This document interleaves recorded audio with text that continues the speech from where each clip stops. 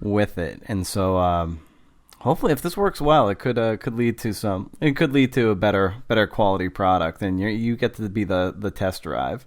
Cool. Or yeah, and you sound like you're. I think I'm coming in a little stronger than you, so that probably just means I have to back up my microphone a little bit. But in any case, so thanks. So what's happening? Like what's happening out west? Well, I just got home after 2 months on the road. So I just got back to Whitehorse Saturday afternoon, and it's dark and cold here, but solstice was yesterday, so it's getting lighter every day now. Yeah, that's always the promising part when winter hits. You know, now everything's starting to get longer as the long grind through the winter begins. Yeah. Very nice. Well, the sound looks pretty good. So why don't we, if you have no objections, we might as well get started. Yeah, sounds good. Cool. Well, thanks very much for coming on the podcast. This is kind of like a long time happening, a few weeks happening, and I appreciate your endurance with my peppering emails to reach out to you here. Well, thanks for having me.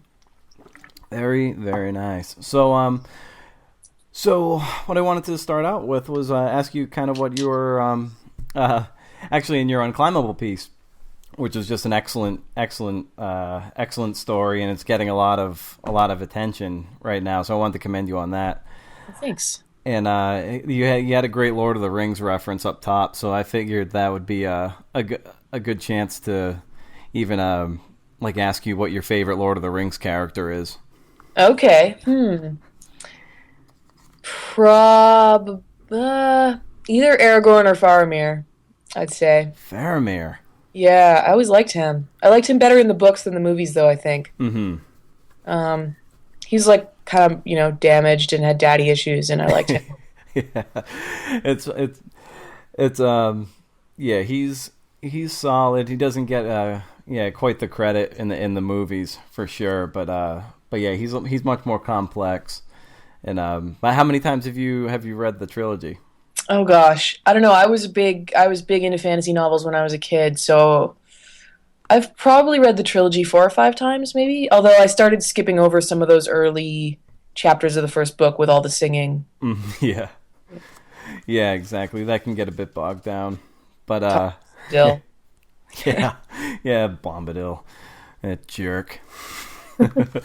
So what Ira Glass, that I'm sure you've heard the talk with him.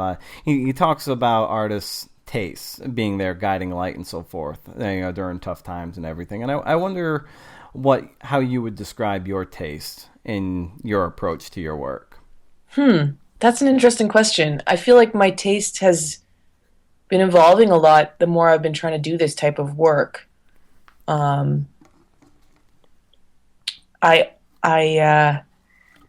always read a lot of nonfiction when I was younger, but more like pure history or biography. 10 years ago, I would have said my favorite writer was George Orwell. Not so much for his fiction as for his nonfiction, Homage to Catalonia and Down and Out in Paris and London, that type of stuff, which I guess was sort of me being into narrative nonfiction without really realizing that was a thing yet. But I think as I've gotten into this, I think I was more impressed early on with the more experimental feature writing and the stuff that kind of pushed the limits aesthetically and creatively with language. And now I find myself more drawn to more spare writing, more not necessarily full on minimalist, but just more stuff that is more simple in terms of how it presents the information. Which is funny because it's not necessarily how I write. I think I'm a pretty descriptive writer, but I really admire people who just report the shit out of something and then present it very simply for readers. Do you find that you struggle with trying to not dumb it down, but to reach a level of simplicity? Like you have to in your rewrites that you have to okay, turn the volume down, let the facts and everything speak for themselves instead of getting a little too into the weeds language-wise? Yeah, I think so. I come out of more of a creative writing background rather than a journalism background, and so my instinct is to go for the dramatic language flourish, and I probably could tone that down and try to just let my stories speak for themselves more. So tell me the story about how you took up narrative journalism. Okay. So I was in grad school about 10 years ago, and my plan was to be a historian. I was going to be an academic, but I always wanted to be a writer. I didn't know what kind of writer I wanted to be. I think when I was a kid, I sort of only knew about fiction, so I just assumed I would write fiction. And so the plan was to be an academic and have a cushy, life as a professor and write my books in the summers or whatever. That was my sort of ambitious 17-year-old's plan.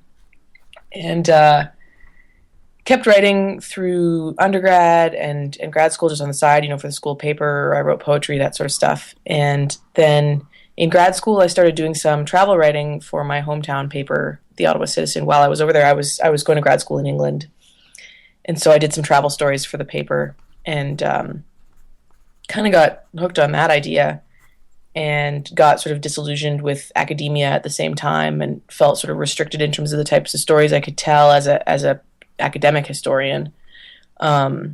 So I finished my master's and canceled my plans to do a PhD and came home to Canada and started trying to freelance.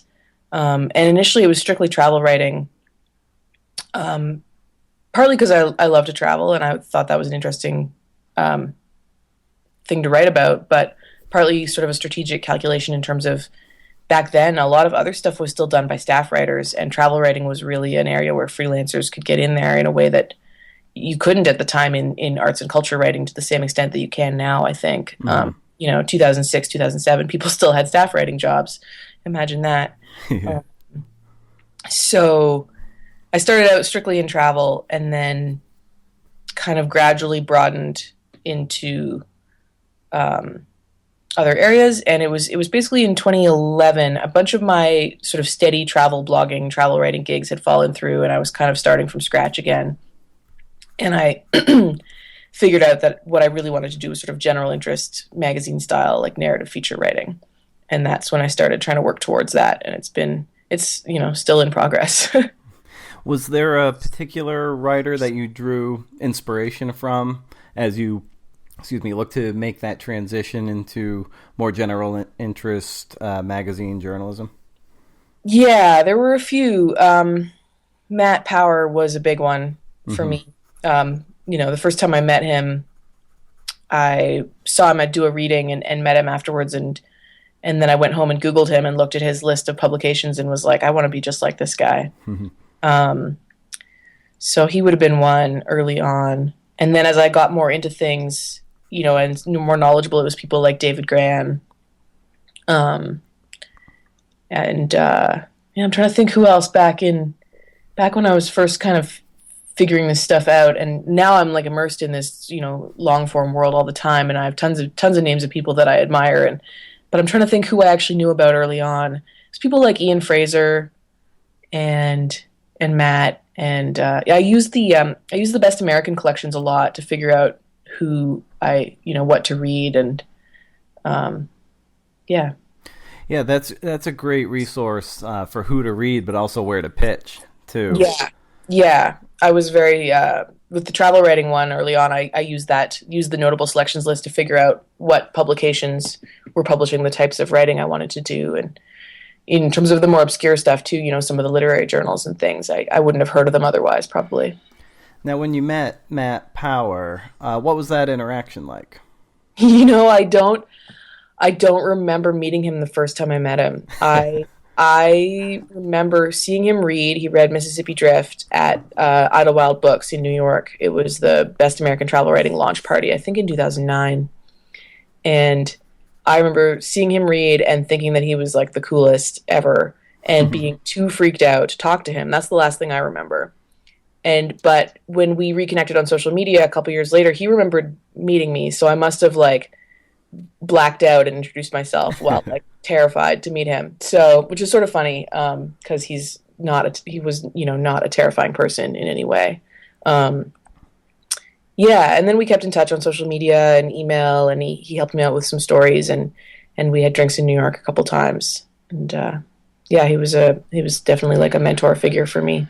That must have been must have been nice to meet someone in person, and it sounds like he sort of lived up to your own billing of him.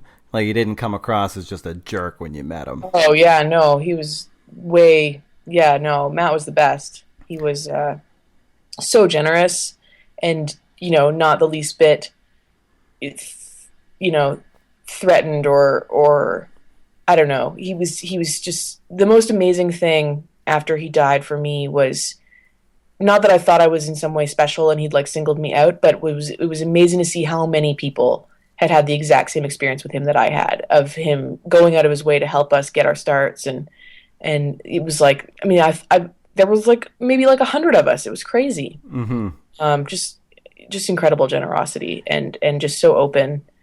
Not that I mean, he was very. I think he was competitive in terms of what he wanted his work to be, but he never seemed to feel like he needed to hide anything from anyone else or keep anything for himself.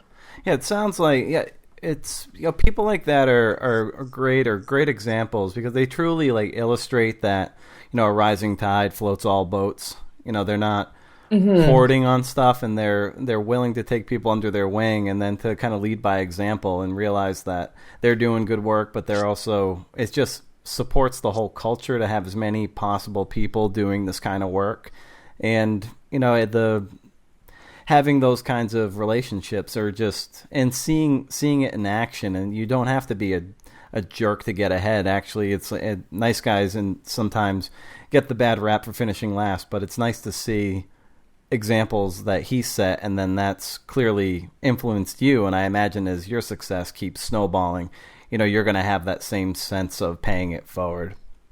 Yeah, definitely. I try, I try my best to be supportive for the most part. It's when you get emails, sometimes you're like, oh, I'm tired. I have a lot of work. I don't want to deal with this. But then I try to remind myself that, a lot of other people helped me out when I was in that position and I should take the time and, yeah. What sort of are you getting like more increased attention from readers and random people just reaching out to speak to you? Like, what's that experience been like as your profile as a writer has started to increase? Yeah, I don't get inundated by any means. I get occasional emails, mostly from young writers, often kind of college age, looking to freelance or looking to do feature writing and sort of asking for my advice on how to get into that. And I try my best to be helpful. It's hard sometimes. I think the hardest thing is that often people they're not even deep enough in yet to have specific questions. Mm-hmm. And so it's hard to give someone just really general advice aside from, like read a lot and write a lot. Yeah. But yeah, it's nice to hear from people and then to sometimes see them, maybe you put them in touch with an editor and then that results in them getting a piece published or something. It's cool. Yeah. And most commonly, what advice do you, or how in which ways do you find that you're helpful in guiding people looking at you as the example, and maybe the way they're looking at you the way you once looked at Matt? Yeah, I feel like I don't give people a ton of like creative advice. Maybe I have more to offer in terms of practical advice. If people are looking to freelance, maybe they're sort of famous writing heroes who have staff jobs don't actually have a lot of practical advice in that arena, but that's something that I can offer is, I had a bunch of friends with newspaper jobs here in Whitehorse who sort of one by one quit their local newspaper jobs to freelance. And the first thing I told all of them was to have 6 months savings before they quit. It's hard for people to wrap their heads around just how long it takes to get pitches turned into acceptances, turned into published work, turned into paychecks. Yes. And so that's something I always emphasize to people, not to discourage them, but to make sure they're prepared. I say it takes at least 6 months to a year to start making a living from freelancing. And, if you're starting from zero. And that's optimistic even for some people, Yeah, absolutely. And when you were getting your start, what were those early months like as you were crafting your queries and digging up stories, doing pre-reporting, like that whole process. What was that like for you in the first few months?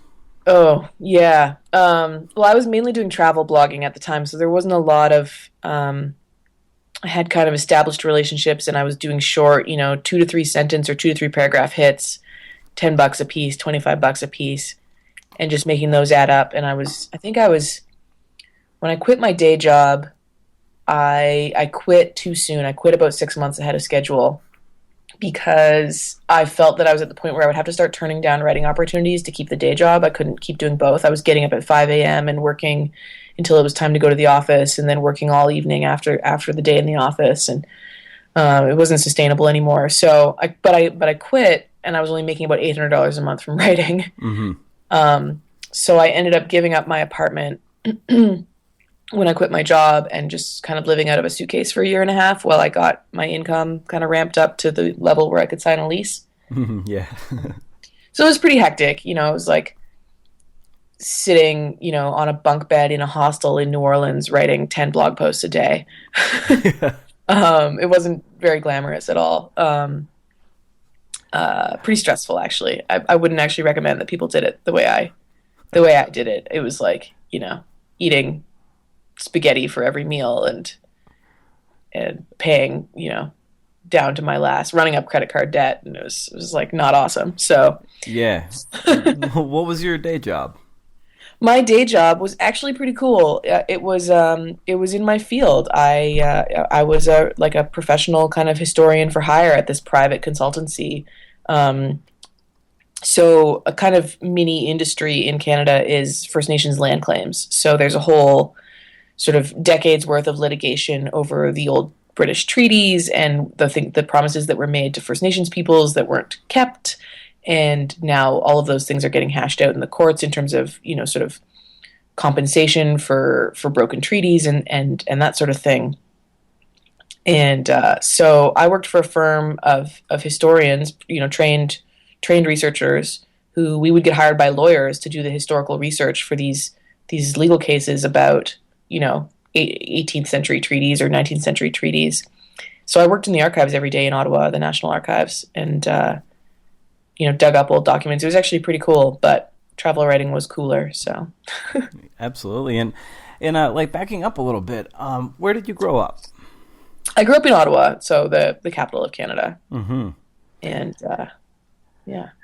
And what did your parents do? My dad they split up when I was like 6, Mm-hmm. and my dad had kind of a couple different careers. He worked in the co-op movement when I was really young. So he kind of did sort of research and analysis and sort of cooperative theory for a sort of umbrella organization for Canadian co-ops. I think his title was research director or something. So basically he was like actually a communist, like trying to figure out ways that co-ops could operate better, housing co-ops, food co-ops, that sort of thing, how they could, have better governance and that sort of stuff. And then he did various things after, the early 90s kind of crushed the last remains of the hopeful 60s and 70s. And then he ended up going back to school and ended up actually working in the Canadian Foreign Service as a diplomat. He started that job when I was like in high school. So that helped with the travel writing thing, because my dad was living overseas when I was in college and grad school. And my mom did various jobs with mostly sort of nonprofits, women's groups, did sort of administrative and communications jobs for them. And then her last job was, she was actually a grant writer for a national arts organization. So when you wanted to become a writer, what was the level of support from your parents? My mom was super, super supportive. She was always the like, follow your dreams, you can do anything type. And my dad is a lot more practical. And, kind of worried about how I was going to pay the bills and,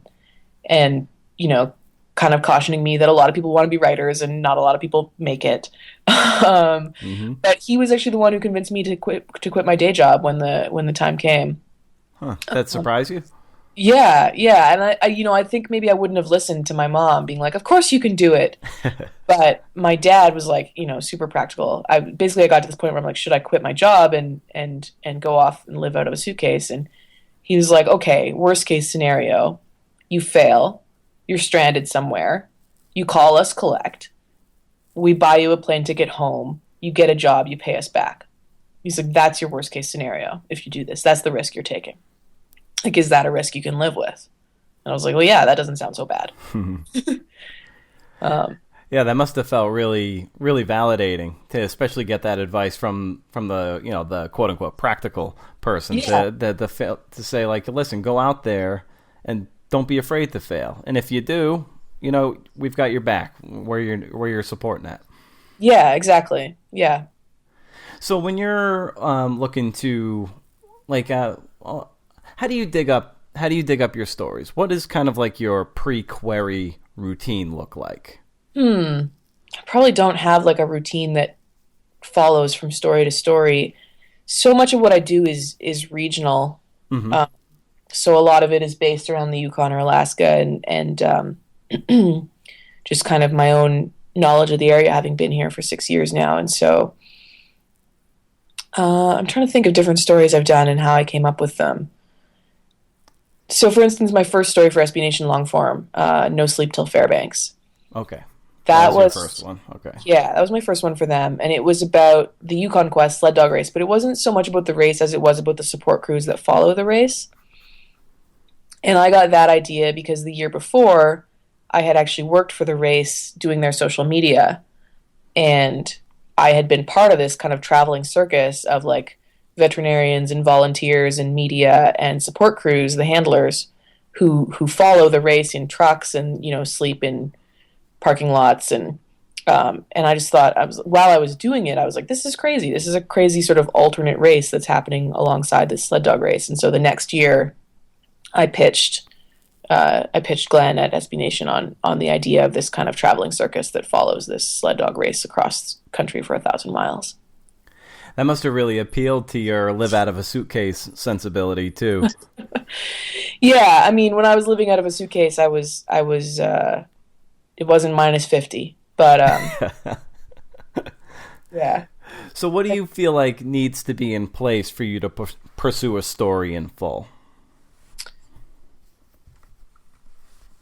I guess that's the big question, right? That's still what I feel like I'm figuring out is what makes the stories that really work, and which ones are just kind of ideas or topics, or I think there needs to be some degree of conflict. There needs that's the like grade school definition of a story is like protagonist meets obstacle. Protagonist with goal meets obstacle, overcomes it or doesn't overcome it, right? Mm-hmm. And I think that gets lost sometimes, and I'm guilty of that too.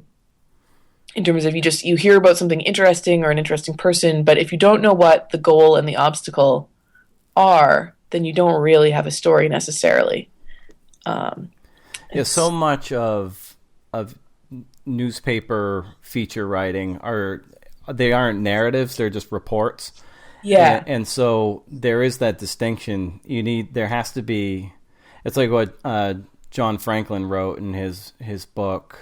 I believe it's called Writing for Story. I could be a little bit wrong on the title, That but sounds like, fair. have you read that book? I haven't, but I definitely have heard of writing for story. Yeah, and like basically up top, you need to be able to essentially summarize the story in about 3 words, an active sentence that lays out the complication, and then in the final act, that complication they need to tie together with the resolution, like you know, Hmm. boy meets girl at the end, they're together. They have to tie together, and that's just the essence of narrative. But so much of like newspaper stuff is just like some exposition, some quote, exposition, quote, setup, Yeah. quote, and that's not story, but that's kind of the muscle that you build in newspapers. So I think a lot of times it's you have through a lot of research you have what is essentially like a nice newspaper feature, but there isn't that engine that really moves you from scene to scene. Yeah, And that makes sense. And like I guess that's the struggle. So like do you feel like you come? It's like you're always in constant search of that of the cinematics of it, and through those cinematics you might be able to, okay, there is something deeper, a complication or a conflict that's going to drive this to a greater resolution in the end, I guess. Yeah. Yeah, and I honestly I feel like this is maybe the hardest part in some ways. I mean, I just even talking about it with you is like, yeah, I should be thinking in these terms every time, and I don't think I always do. But yeah, it's Because I think it's like, do you have sort of like a bounce rate for your own stories? Like you look at this, you're like, you want it to be interesting, and then you're like, just it doesn't. I want it to be there, but it's just not there, and you just got to move on. yeah, and I probably don't do enough of that pre-vetting myself. I often let editors tell me it's not there after I've pitched it to them. Yeah. I should probably yeah, I get interested in places and people and I want to write about them and but yeah, what's the conflict? What's the engine like you said? Yeah, that's the challenge. But it sounds like the fact that you've sort of like you're having this sort of dialogue with these editors. Like, what are those conversations like when you're just on the cusp of maybe that conflict? What are you going back and forth with to try to get these stories that you want written greenlit? Hmm. I don't feel like I don't have a ton of I don't do a ton of back and forth. It's Hmm. typically like a firm yes or a firm no Yeah. for me. And I guess there's been a few times when sort of the shape of the thing has evolved over the course of a conversation with the editor. More often that's after it's been assigned though. Like Unclimbable changed a lot over the course of working on it with Glenn. You might have seen that in his note in the best of thing that he posted today. He said that it turned into a story that neither of us really expected. And we went back and forth on that story tons in terms of trying to shape, what am I really saying, and what is my relationship to these girls, and what their experiences are teaching me, and how that applies to my own experiences, and um, So with that story, how did you come to the decision that you wanted to be somewhat of a part of it? yeah, that was my concept from the beginning that I would be in it, and the idea would be about the different ways that we explore our limitations, and their limitations obviously being way more badass than mine. But this idea that we both were learning to walk away from something or to accept our limits. I kind of viewed it as sort of a sequel to another story I'd written for Glenn, Why We Play, which Is was that an the one essay. paddling down the? Is that the No, river piece? No. no, it was an essay from 2014 about a local athlete here in the Yukon Oh, who, okay. Yes, yes, yes. I remember that. Yep.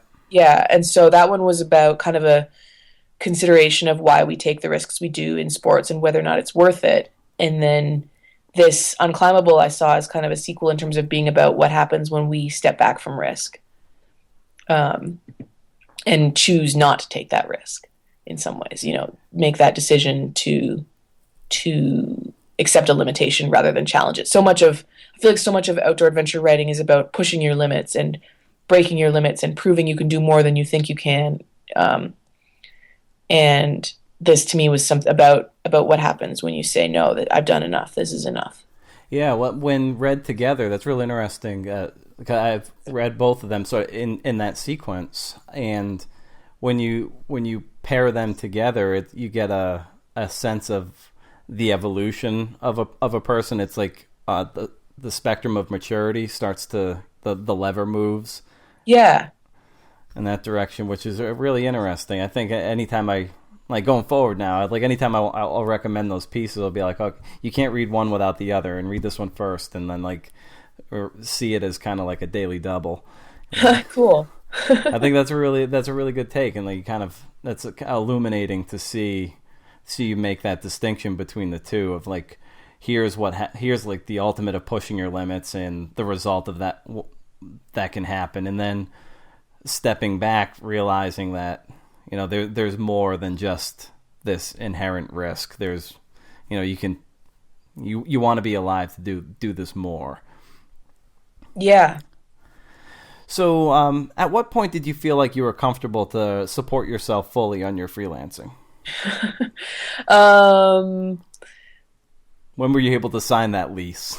Yeah, I signed the lease in, I guess, like, I got an apartment again in November 2009, and I had left behind my previous apartment in June 2008. So,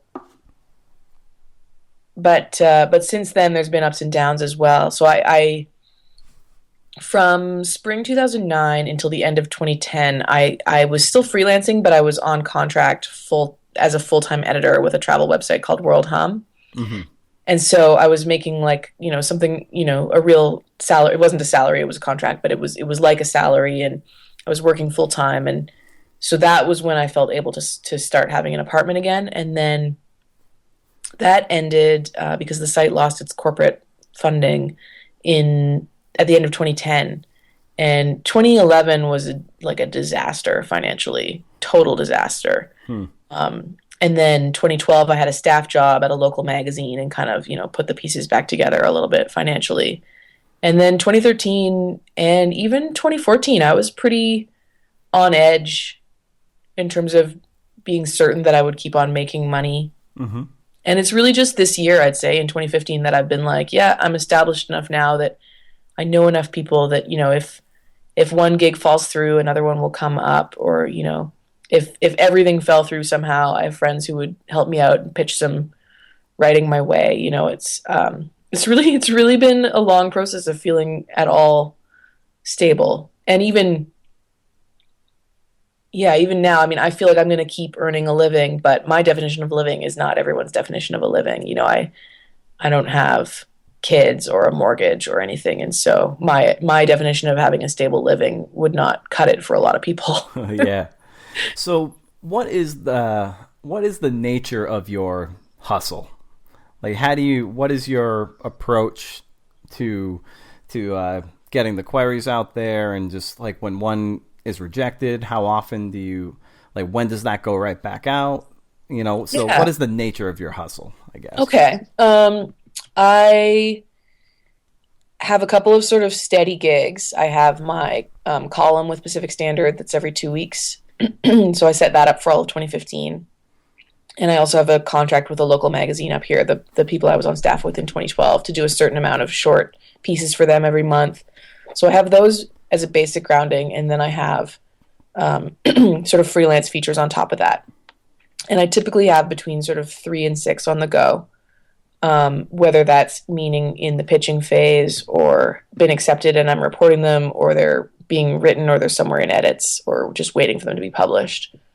Like right now I have one that's about to be published, 2 in edits, and one that I'll do the reporting for in February, but it's already assigned. And then I have, beyond that, a list of maybe 3 to 5 more ideas that I'm going to start pitching after the holidays. I took a bunch of time off from pitching this fall, so because my mom died in the summer. Oh, I'm sorry. Yeah, thanks. It was pretty horrible, but it was totally unexpected. Really? So it's even worse. Yeah, I kind of couldn't stop right away because I had, things that had to get done, or else there'd be holes in magazines. Mm-hmm. Just not an acceptable outcome, really. Yeah. So I kind of kept working for the first sort of 6-7 weeks after she died, and then was like, okay, now it's time to slow down a little bit and take some time off. So I'm just getting back into pitching, and after the holidays, I'll start pitching these. I'll do some pre-reporting and pitching for probably 3 or 4 feature ideas, and I have for each of them. Some of them might only fit with like the first publication I'm gonna pitch, and others might fit with some alterations in 3 or 4 publications that I would pitch. And so I'll go, make my list and go down the list. And I don't cold pitch hardly at all anymore. I have a list of editors who I know, who know me, and who typically answer my emails, which is the first step, you know? Yeah. And so I very rarely bother to go outside that list anymore Oh, and that's just great. cold pitch someone who I have no idea if they'll even acknowledge my existence. Mm-hmm. Because you know, how long do you wait? I don't know. So I'll go down my list of editors I know and pitch them these stories, and you know, if three or four say no, then I typically abandon an idea unless I'm really attached to it for some reason. Um, and yeah, hopefully line up some feature contracts for 2016. So, what would you say your batting average is when you're pitching to these editors that you even have relationships with? Yeah, low. um, I'm pitching. You know, I'm swinging for the fences at this point. I'm pitching the big magazines, and I'm super glad to have editors that are encouraging me and typically sending me sort of encouraging rejection notes at them. But it's hard to find the right idea in the right moment, and and Yeah, one, timing is often a big deal too. Like there are a lot of things that can be out of your control. Like you could have a really good idea, but someone just published the story like that, exactly. or it's just like it's just maybe not the right season of the year, and or it's like the Olympics are coming and it's not a Winter Olympic year, even though you have a Winter Olympic kind of story. So it's like it could be really certain things just out of your control, and it's like that's got to be tough to contend with, I imagine. Yeah, it's interesting to be at this point where I feel like I could, you know, not to use too many sports analogies, but I feel like I'm kind of, you know, like a farm team player in the feature writing world at this point with potential, you Mm-hmm. know, and You get and a I'm September trying, call up. yeah, I'm trying to get the call up, and there's people who are like, yeah, we want to call you up. You just need to get the right idea for us, and it that feels great. It feels like this could all happen really suddenly. Maybe, you know, maybe I'll just like have a crazy year and bust out all over the place, Mm-hmm. or I'll keep pitching these guys for another 2 or 3 years before I get the right idea. Yeah, yeah. A lot of this game. Yeah, certainly, talent is undeniable. You need to have some kernel of talent, but a lot of it sometimes is just having the strength to endure. Hmm. So, how do you juggle?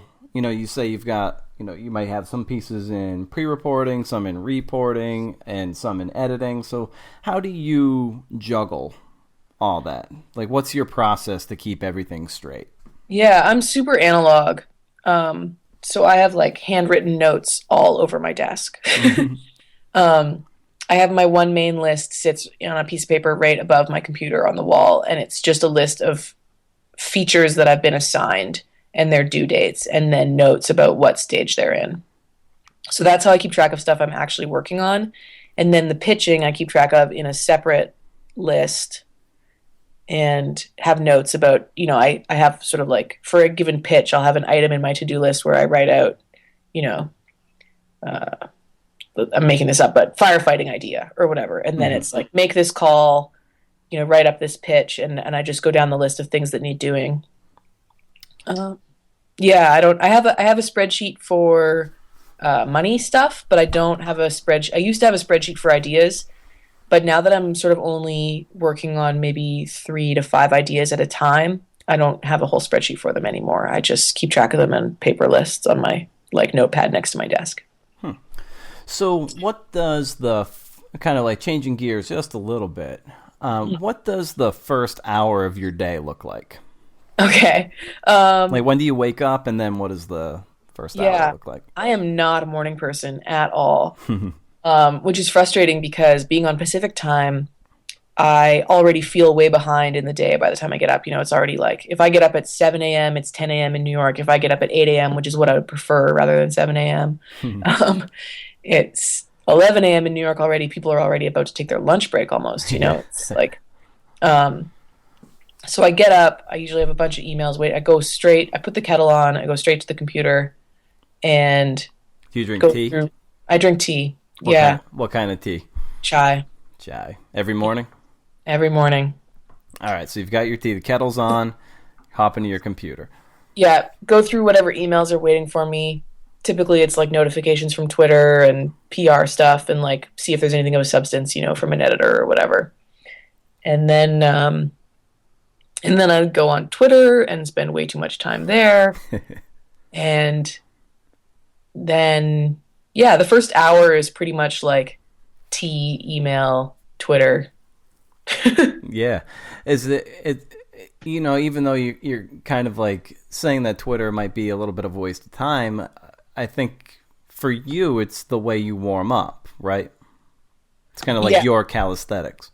Yeah, I would like to, I imagine myself becoming a person who gets up and does yoga or something. Mm-hmm. I don't know if that will ever actually happen. But it would probably be healthier than immediately going straight to my laptop. Do you meditate at all?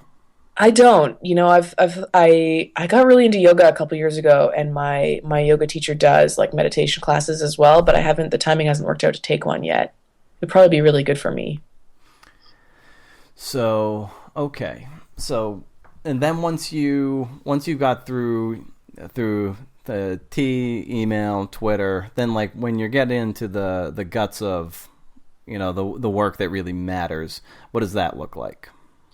Yeah, it depends on the day. It might be that I have a whole morning of sort of like organizing invoices and contracts and paperwork sometimes. 'Cause there's a lot of, that's one reason why I started doing fewer smaller stories and more big stories, is because there's like an equal amount of administration involved to get a small story paid out as it is, sometimes it feels like the work involved in getting paid 100 or $200 is like not even worth it. But, so sometimes it's paperwork, sometimes it's, placing phone calls for reporting. Sometimes I'm just reading stuff. It's funny how little time you spend actually writing. I find yeah, my friends who aren't writers will be like, "Oh, did you like write lots today?" I'm like, no, I don't write unless I have a deadline. Right. Do you journal at all? No, I don't. Unless I'm traveling, like if I'm on a backcountry trip, I keep a journal if I'm away from the computer and stuff. And when you're out and about in your day, do you always keep a notebook on you just in case like ideas strike? Typically, sometimes I rely on my phone for that these days. I used to always have a notebook on me, and now more often I'm making a note in my phone about if a story idea comes to me. What are your go-to apps on the home screen of your phone? I do not use a ton of apps, partly because I'm just sort of stupid with technology, but I'm just looking at my phone now. Yeah, I mean, Facebook, Twitter, Instagram would be the big three. Mm-hmm. And then I have my podcasts, and that's kind of it for my phone. And then my iPad, I have Netflix and, I used to have the Atavist app before they phased that out, and Longform. So I use my iPad more for sort of recreational stuff, and the phone mainly for, texting and email and Facebook and Twitter. What types of podcasts are you attracted to? The only one I listen to really regularly is the Longform podcast. Yeah. And I also listen to like Gangry the podcast, which is the Matt Tullis's journalism podcast. I'm really bad at kind of retaining audio information without focusing. Like I can't do very much else at the same time that I listen to a podcast if I'm going to retain any information from it at all. So I don't just like have podcasts on all the time. I have to kind of say, okay, now it's time to listen to the podcast. I listen to podcasts on planes a lot when there's nothing to distract me. Mm-hmm. And also like I like in the winter here, I take a lot of baths. So I might like take a bath and listen to the Longform podcast or something. So what other types of artistic media do you draw inspiration from? TV, movies, paintings. Yeah. Documentaries. I watch a lot of movies, mostly pretty crappy ones. But what was the last movie you saw? I did a Star Wars original trilogy rewatch this weekend in preparation for The Force Awakens. Awesome. Yeah.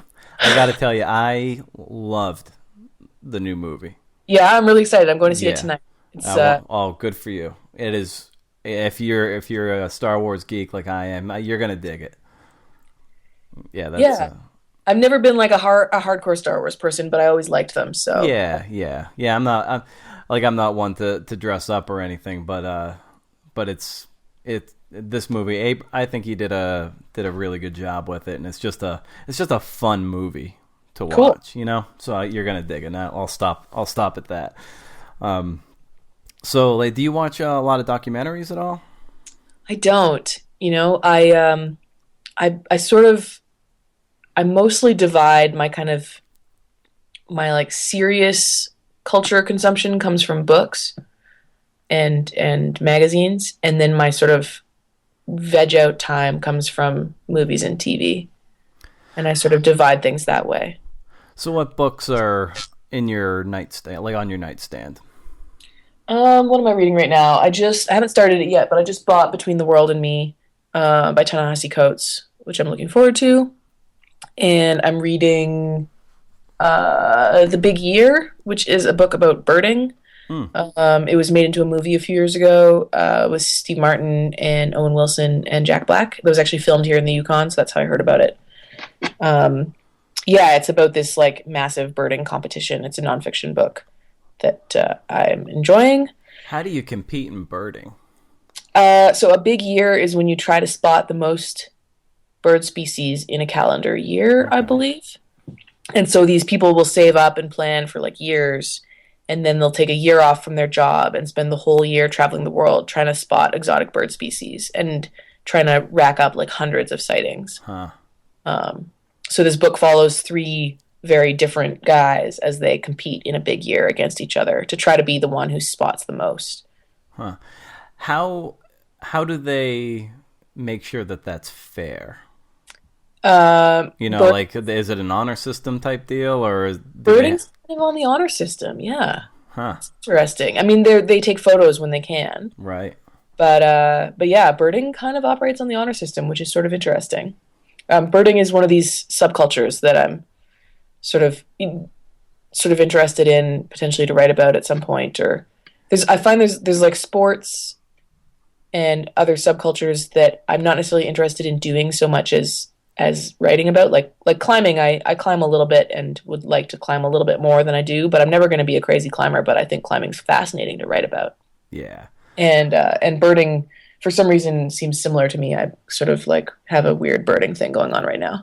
I took an advanced ornithology class when I was at an undergrad. Cool. And so, like, whenever you're ready to do some birding stuff, like, I know, like, my professor there, like, he wouldn't remember me, but at least I know a name and a point of contact for maybe you to start doing some research. His name's Bruce Byers, and he's just a sort of a renowned ornithologist and Cool. animal behavior person. So that could be a lead domino for you in Yeah. case you're looking to start getting into some ornithological writing, if Yeah. you will. So that's cool. So, what is your favorite book and why? That is a hard question. I know that's a tough one for bookish people. Yeah, for a long time I would have said Homage to Catalonia by Orwell. That was a while ago, though. I haven't reread it in a long time. I'm not sure what I would think of it now. I really love David Grann's The Lost City of Z That's a good one, yeah.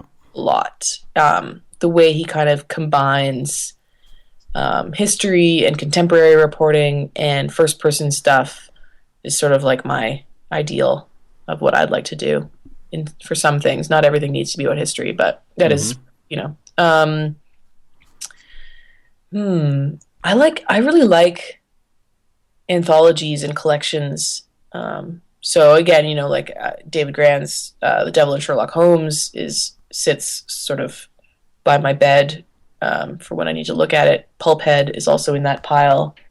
Ian Fraser's Gone to New York I found really inspiring when I was starting out. I haven't reread it in a long time, but I remember it being really important to me. It's like a series of his New Yorker essays about sort of being a New Yorker. Are you in New York?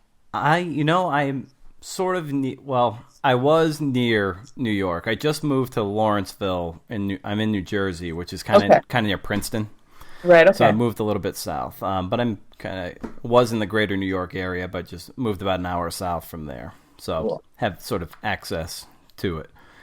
Uh, When I was starting out, I was kind of obsessed with New York City and the idea that that's where writers go. And mm-hmm. so stuff like Ian Fraser's New York stuff was, he had a one essay. I think it's called "Gone to New York." I think it's the title essay about sort of how he ended up in New York as a young writer. That was like my like spirit animal for a while. Yeah. Well, it's great looking at the skyline. Just elicits this romantic idea. Like you go there and you're gonna carve out your own destiny and everything. It's Yeah. it's like Remy and Ratatouille overlooking the Paris Yeah. skyline. Or And I was thinking of another mouse rat movie. The streets are paved with cheese.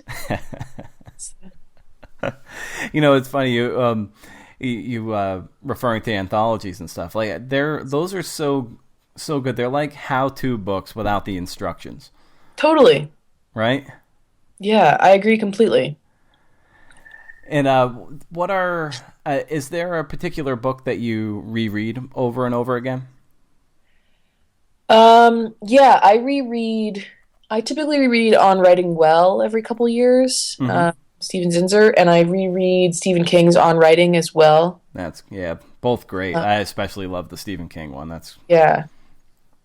What else do I reread?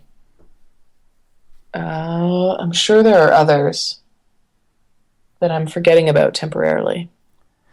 do you let's see. What was the first book that you truly loved? Chronicles of Narnia. Nice. And Yeah. what was it about it that struck you? I don't know. I was like 5 the first time I read those, and I reread them. I don't know how many times when I was a kid. My parents eventually just bought me a box set so that I could reread them whenever I wanted to. Yeah. Um, yeah, I've always liked adventure stories. I guess whether it's fantasy stories or shipwrecks or mountaineering or like I think I like adventure stories. Well, I think that comes across in your work. Your nonfiction, I would describe it as simplistically as just taking you somewhere, and that is in essence what a lot of these fantasy books do. They transport you to a place that's exotic, and you can probably say probably without even thinking about it, it's like having read the Chronicles so early in your life, it kind of informed your sensibility and your taste and the stuff that you're drawn to right now. And I think you're doing like just a fantastic job of taking us places with your work.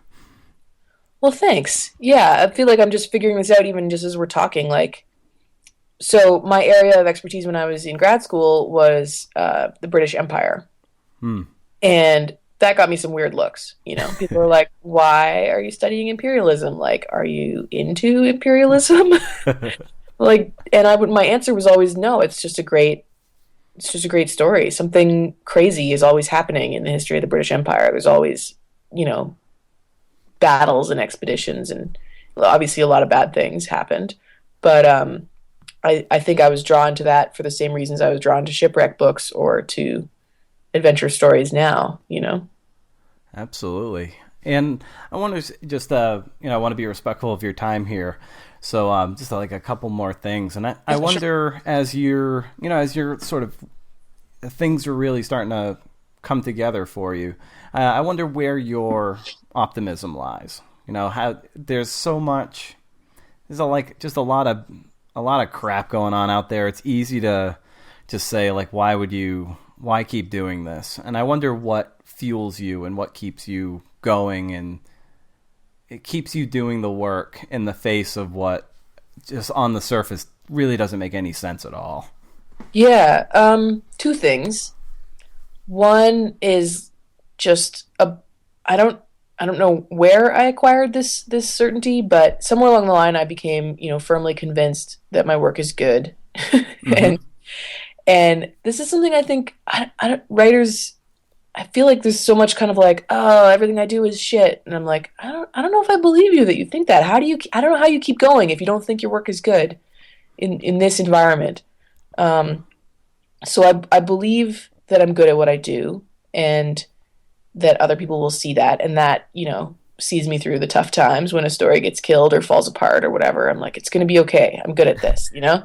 I don't know how people who don't feel that way manage. And it sounds so immodest. But I don't. You have to believe that you're good. I don't know. But there's that, and then there's encouragement from the outside, from editors and other writers. Really, really helps to hear from people that they think you're good. Yeah. And I literally have like motivational post-its above my desk with like encouraging notes from editors written out on them, to remind me when I'm doubting myself that, like, if somebody who's at the who's in a position to know better than I do thinks I can do this, then I can do this. So it does help for you you need to remind yourself that you're good from time to time. Like, Yeah, that helps. absolutely. It's a tough business, and it's like, there's a lot of people saying no to you all the time, and so you have to believe that that's going to change in the future, or that enough people are going to keep saying yes. And yeah. Very nice. And yeah, I guess in closing here, where can people find you on the internet?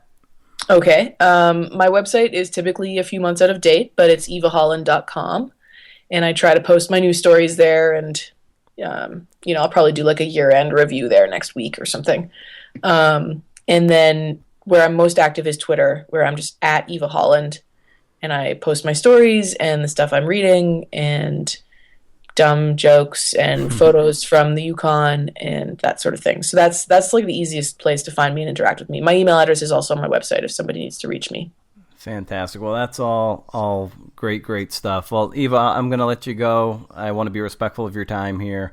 Thank you so much for carving out an hour here and for coming on the podcast. I really appreciate it.